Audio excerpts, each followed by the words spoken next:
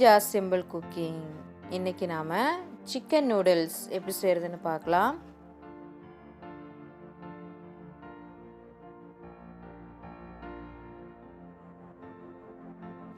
Chicken noodles பண்றதுக்காக நான் இங்க 300 கிராம் எலும்பில்லாத சிக்கனை இப்படி நீல வாக்குல சின்ன துண்டுகளா கட் பண்ணி வச்சிருக்கேன். இப்போ இதுல 1 டீஸ்பூன் மிளகுத்தூள், தேவைக்கேற்ப உப்பு, 1 டீஸ்பூன் சோயா சாஸ், கூடவே 1 டேபிள் ஸ்பூன் அளவுக்கு கார்ன்ஃப்ளவர் சேர்த்துக்கலாம்.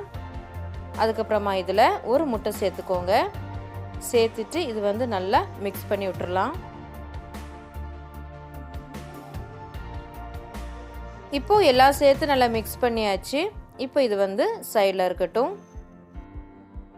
அதுக்கப்புறமா நாம் நூடுல்ஸை வேக வச்சிடலாம். அதுக்காக நான் இங்கே 260 கிராம் நூடுல்ஸ் எடுத்து வச்சுருக்கேன்.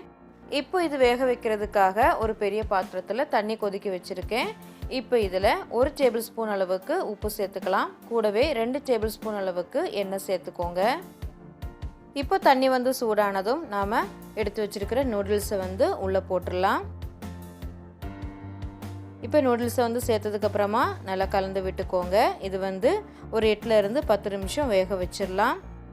நாம் எடுக்கிற நூடுல்ஸை பொறுத்து வேகிற டைம் மாறுபடும். இப்போ 10 நிமிஷம் போல் இருக்குது. நூடுல்ஸ் நல்லா வெந்திருக்கு.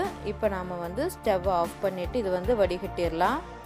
இப்போ இது நல்லா வடிகட்டியாச்சு. இப்போ இதில் தண்ணி சேர்த்து நல்லா அலசிக்கலாம்.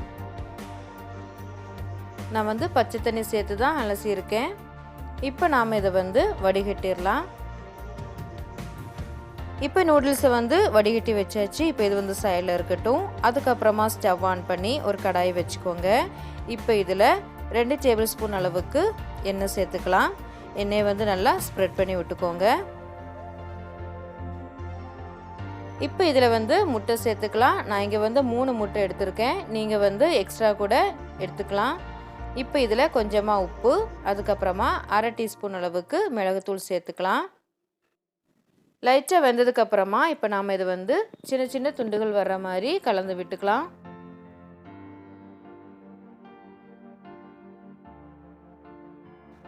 இப்போ முட்டை நல்லா வறுபட்டுடுச்சு. இப்போ நாம் இது ஒரு பாத்திரத்தில் எடுத்து வச்சிடலாம். இப்போ இது சைடில் இருக்கட்டும். அதுக்கப்புறமா அதே கடாயில் 3 டேபிள் ஸ்பூன் அளவுக்கு எண்ணெய் சேர்த்துக்கோங்க. இப்போ எண்ணெய் சூடானதும் நம்ம ஏற்கனவே ஊற வச்சிருக்கிற சிக்கனை போட்டு பொரிச்சு எடுத்துடலாம். ஃப்ளேமை மீடியம் டு ஹை வச்சுக்கோங்க. ஒரு 5லேருந்து 6 நிமிஷம் இது நல்லா ஃப்ரை பண்ணிடலாம்.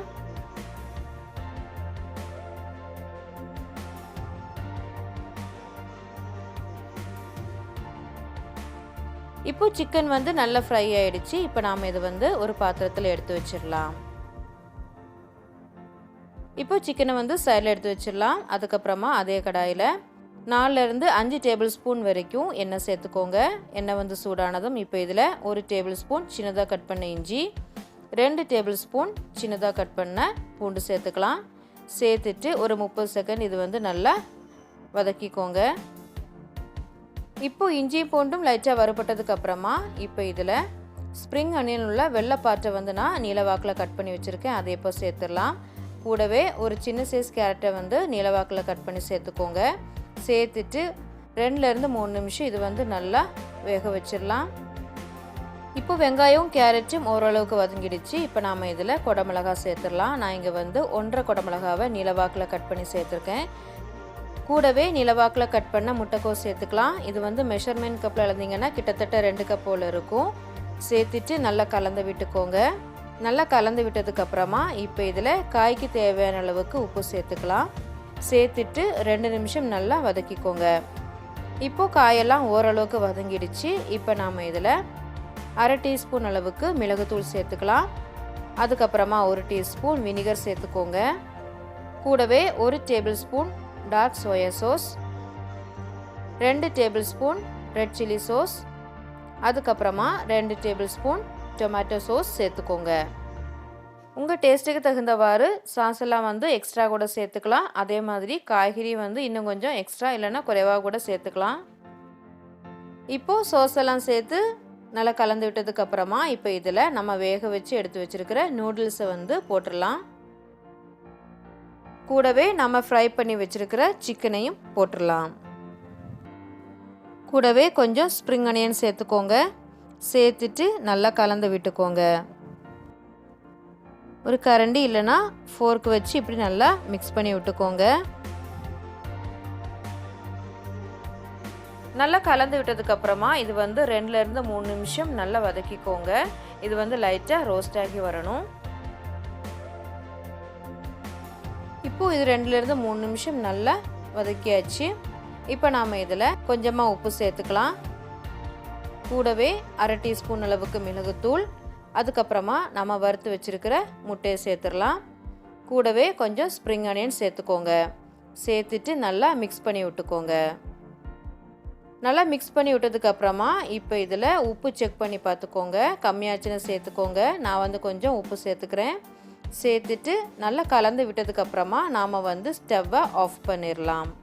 அவ்வளோதான், நம்ம சிக்கன் நூடுல்ஸ் வந்து சூப்பராக ரெடி ஆகிட்டு. நீங்களும் வீட்டில் ட்ரை பண்ணி பாருங்கள். இந்த வீடியோ உங்களுக்கு பிடிச்சிருந்துச்சின்னா லைக் பண்ணுங்கள், ஷேர் பண்ணுங்கள். மறக்காமல் ஜாசிம்பிள் குக்கிங் சேனலுக்கு சப்ஸ்கிரைப் பண்ணுங்கள். தேங்க்ஸ் ஃபார் வாட்சிங்.